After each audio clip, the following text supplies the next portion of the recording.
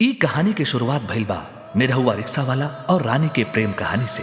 निरहुआ अपन भतीजा गोलू, अपन माई और दोस्त बतासा के संगे हंसी खुशी जिंदगी बितावत रहले। फिर ओकरा जिंदगी में एगो तूफान आए। विधायक सुशील सिंह के बहिन रानी के संगे ओकरा प्यार हो गई। विधायक के ई मंजूर ना रहे, दोनों में जम के लड़ाई भइल। आखिर विधायक हार मान गिले।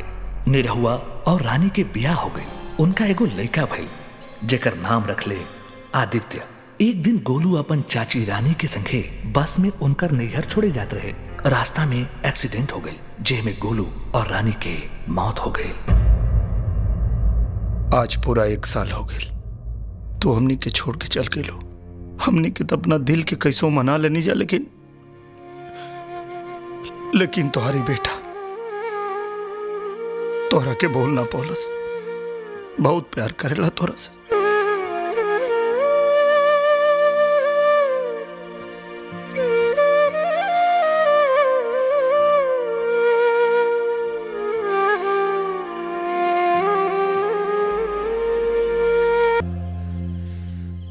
नहीं पागल, रोए के ना।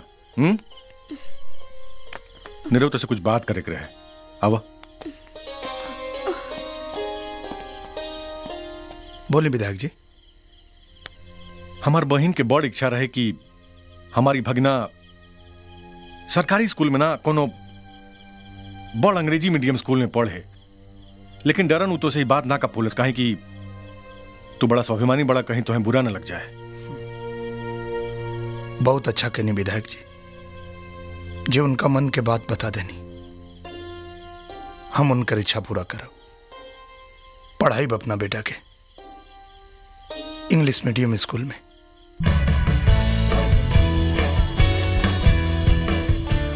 हाँ जी कहिए। बच्चा के एडमिशन कराओ के बाद। बच्चे का नाम बताइए।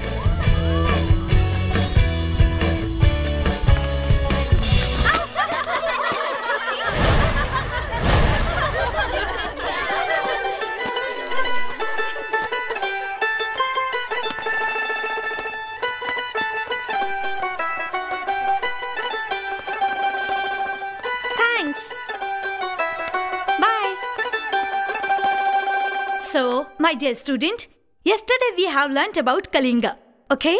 Yes, ma'am. Yes, you. Stand up. Now, tell me, why did Ashoka attack on Kalinga? जी। Huh? Where did you study before? जी। इससे पहले कहाँ पढ़ते थे? जी सरकारी स्कूल में। तुम्हारे पापा क्या करते हैं? जी रिक्शा चलावेले। रिक्शा चलाने वालों के बच्चे भी यहाँ आकर पढ़ने लगे हैं। Go back and sit. जी। I said पीछे जाओ इडियट और बैठो।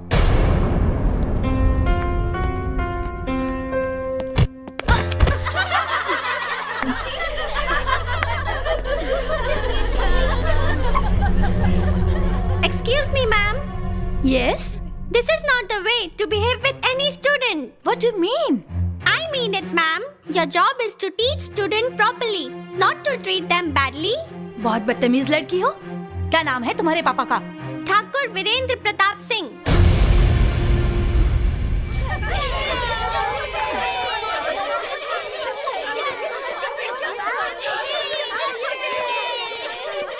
Don't worry, I will help you, okay?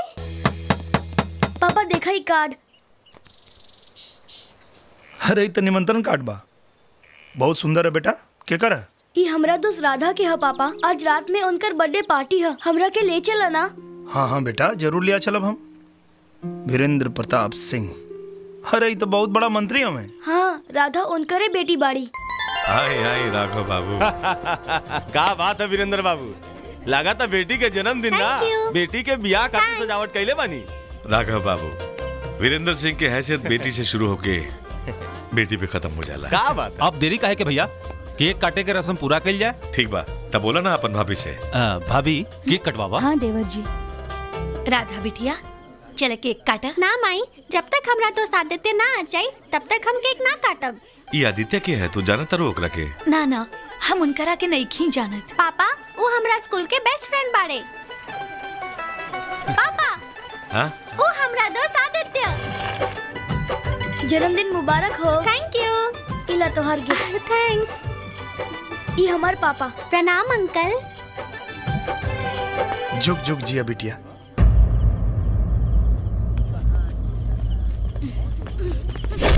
भैया ये का बदतमीजी है। तू हमार बहन होके ये 2 कौड़ी के रिक्शा वाला के बेटा से दोस्ती करेलू, शर्म ना आवेला तोके? बेटा कैलाश, एक गलत बात बा। दोस्ती आदमी के औकात ना जज्बात देख के कही जाला। चला माफी मांगा। हम एकरा से माफी मांगब, एकरा लात मार के भगा दे। देख हाथ लगाइबे ना तो ठीक ना होई। अब ले तो लइका कुल आपस में निपटत रहे हैं। अगर तोहनी में से कोनो हमरा बेटा के हाथ लगोलस ना तो एक एक जने के इज्जत तोड़ दे। लाखन तनिक अपन दिमाग के ठंडा करी, काहे कि ई एगो रिक्शा वाला हाथ का भइल, हाँ तो अपन मेहमाने ना। बुरा मत मानिया, काहे कि वो कोनो छोट मोट आदमी के बेटा ना है, मंत्री के बेटा। खानदानी असर तो होकबे करी। आई 1 मिनट। ए गजेंद्र। हाँ भैया। ये कालीन कितना के बाहो? 20 लाख के हाँ भैया। सुन ले ला, 20 लाख के कालीन है, तनी देख के चली। हाँ उ कहा कि तू गड्ढा गुड्ढी में रिक्शा चलावे वाला ऐसा चिकन कालीन पर चले के आदत ना है ना, फिसल जाइबा। और एक बात है, पार्टी में आइला तब बिना खैले ना जइहा। एक एक देखा मोनजिनीस के हा, कबो जिंदगी में खाए के तो ना मिलल हुई। ई केक से तहार पेट ना भरी तब हो जा और हा। आवा ए सब ढक्कन खोल के दिखावा। जी साहब। ई देखा इलाहाबाद के गुलाब जामुन, ई कलकत्ता के रसगुल्ला। भाई एक बात माने के पड़ी तू गरीब लोगन के, साला पार्टी वार्टी में जाला लोग तो ऐसा जमा के खाला जैसे कबो खाए के मिलले ना होके। और हाँ, पार्टी खत्म होके तक रुकल रहिया। जूठा बर्तन भी तो उठावे के बा है? मंत्री, हमार रिक्शा देख के बड़ा आसानी से तू हमारे औकात के पता लगा लेला, लेकिन तोहके का लगा था तोहार औकात दुनिया से छुपल बा। आज से 20 साल पहले बनारस के रोड पे ठेला पे केला बेचत रहला तू, याद बा? गली गली चिल्लात रहला, केला ले लो केला। और फिर तो तरक्की भाई मड़ुआ डी के ताराबाई तो के अपने यहाँ नौकर रख ले, गाहकन के चाय पानी पियावत रहला, दारू सोडा पहुंचावत रहला, और गाहकन के बचल जूठन चाटत रहला। इनका तरक्की के कहानी एजे खत्म ना भइल। ई वही ताराबाई के कोठा पे टॉप के दलाल बन गए तो। और दलाली गिरी करत करत आज ही मंत्री बन गए बा। तब पैसा के गर्मी दिखावा था।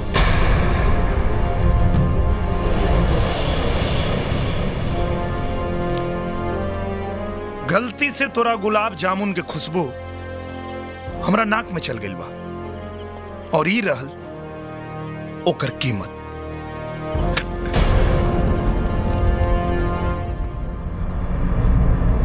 चल बेटा। आदित्य सर, तू कौड़ी के रिक्शा वाला सबके सामने तुम्हारी बेइज्जती करके चल गई और तू चुपचाप पड़ा। सरेआम कैलस यही से चुप पानी।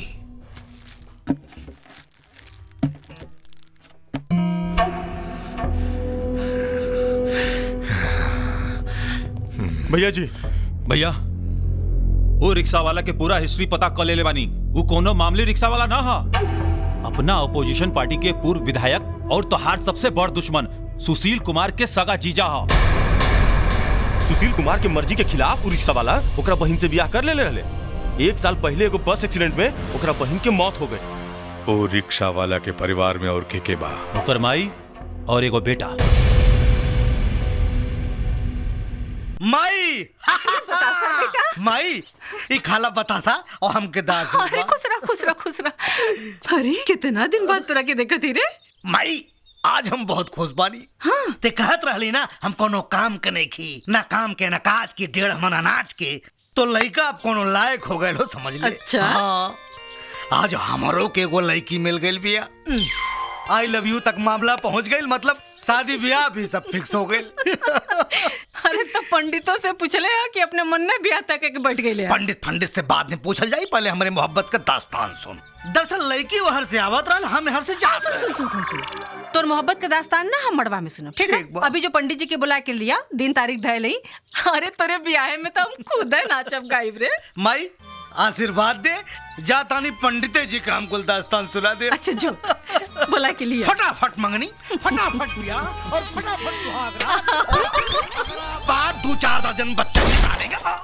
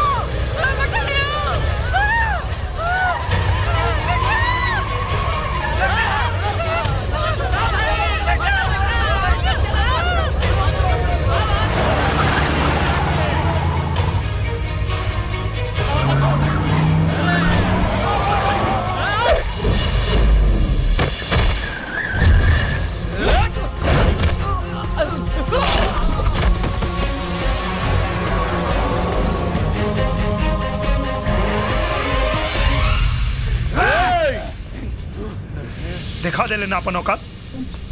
अगर मर्द के बच्चा रहते तो हमरा माई के ना उठे थे, सीधा हमरा से भिड़ल रहते। चुप सरवा, तो के ओहे दिन पोटी पोटी काट देले रहती जब तू हमार बेइज्जती कैले। ऊ हमार घर रहे और हमार मेहमान रहे, यही से बच गईले। मार एकरा के, मार।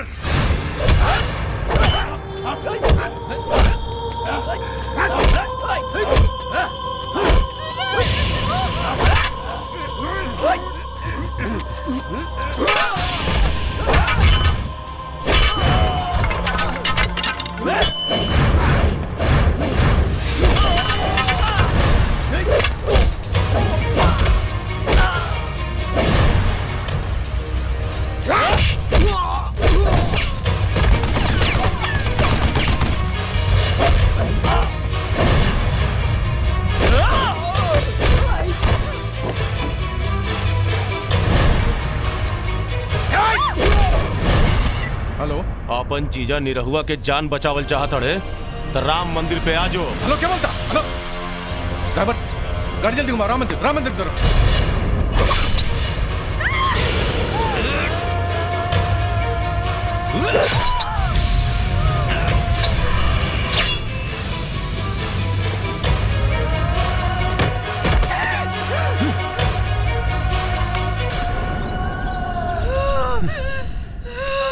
अरे इतना पापा के रिक्शा। पापा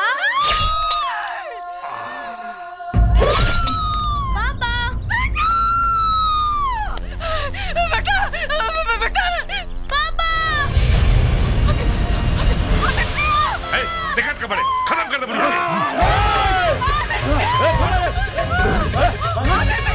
दादी भैया, दादी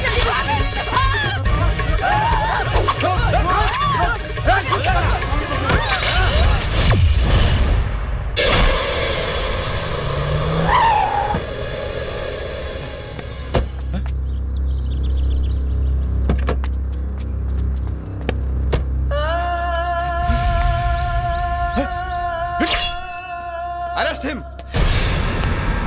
अरे क्या करता है तुम लोग? हम कुछ नहीं के लिए। अरे इनका के और मर ले भाई। हमारा विश्वास नहीं किया तो हमने ड्राइवर से पूछा। का रे? चल सही से बताओ का भाई लाओ। हम देखनी है साहब, हमरा आँख के सामने ही अपना जीजा का मर्डर कैले हैं। इनका पुरानी दुश्मनी रहे साहब। अरे नमा करा ले चल थाना में।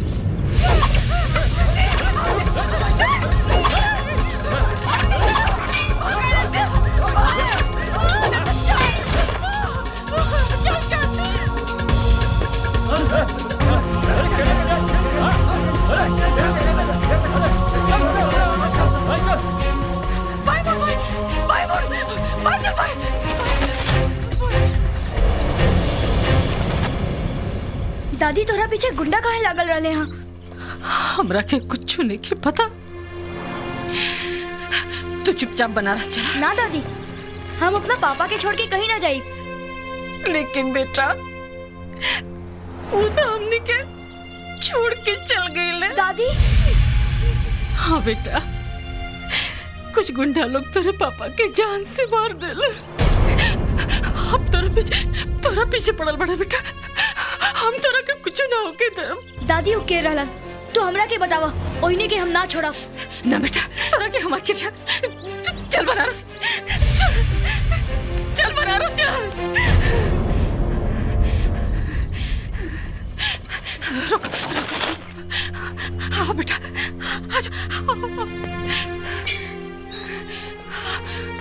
चक्रधारी भैया, चक्रधारी भैया। अरे दीदी तू अचानक। हाँ बताओ, तू ये नहीं बैठा। हाँ भैया अंदर आवा। काहे उदास बड़े भाई? हमरा पापा के बहुत याद आवता। कहाँ बाड़े तोहर बाबूजी? हमके छोड़ के चल गईले।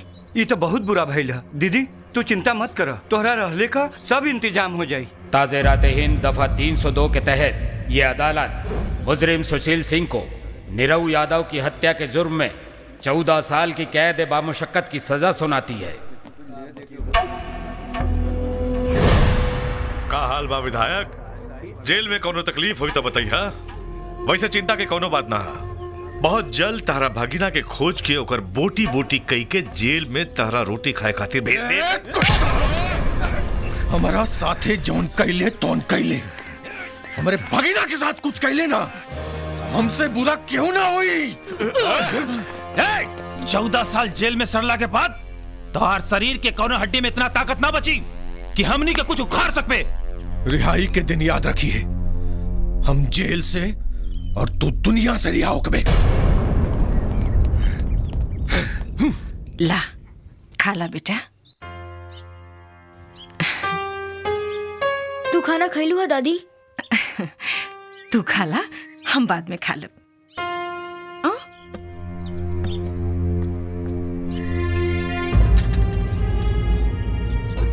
अरे बेटा कहाँ जाता रे? खाना तो खा ले। ना दादी, जब तक हम दोनों खातिर 2 वक्त के रोटी के जुगाड़ ना कर ले तब तक हम खाना ना खाई।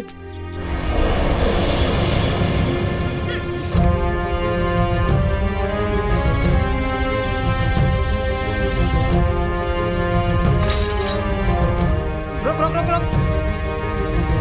ए नहीं हुआ। अरे तू तो लड़का बड़ा, हम 2 आदमी के रिक्शा पर बैठा के लेके जाइबा, इतना पावर तोरा में नहीं जा तू।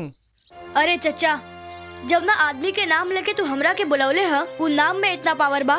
तू बैठ के तो देखा, ये रिक्शा लेखा ना हवाई जहाज लेखा उड़ी। अच्छा चला भैया बैठा, चलो चलो चलो आओ।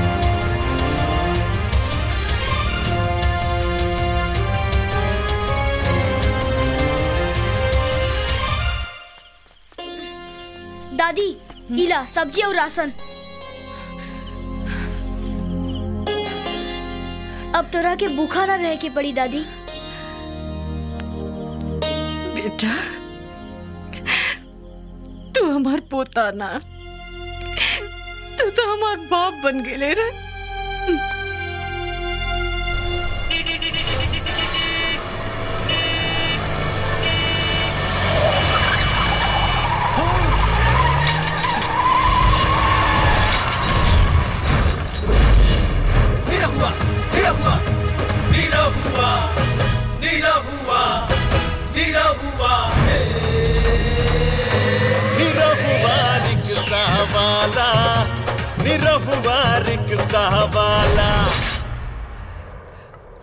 अरे सामने आ गई मर जाते था।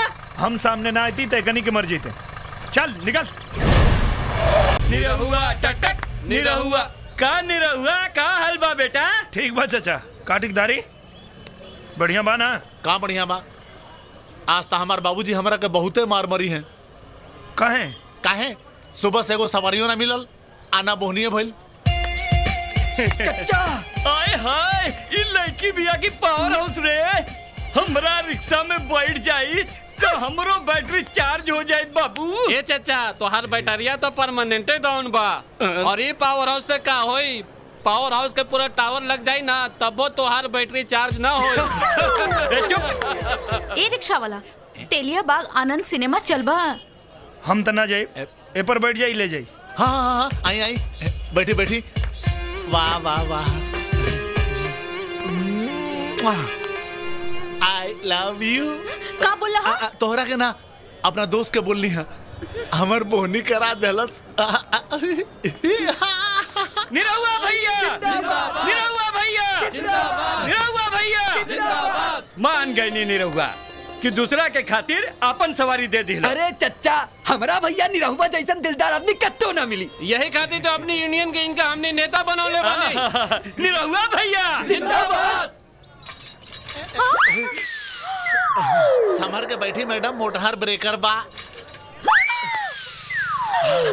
रुको रुको रुको, तनी सुनो, ई तोहार टिकी अपने आप काहे खड़ा हो रहल बा? अपने आप ना खड़ा होता मैडम, जब कोनो लड़की हमरा के छुएली त हमार टिक्की खड़ा हो जाला। और कोनो लड़का छुएला तब? कुछो ना होला, लड़की छुएली तबे खड़ा होला। फिर छू के देखी। छुआ छुआ।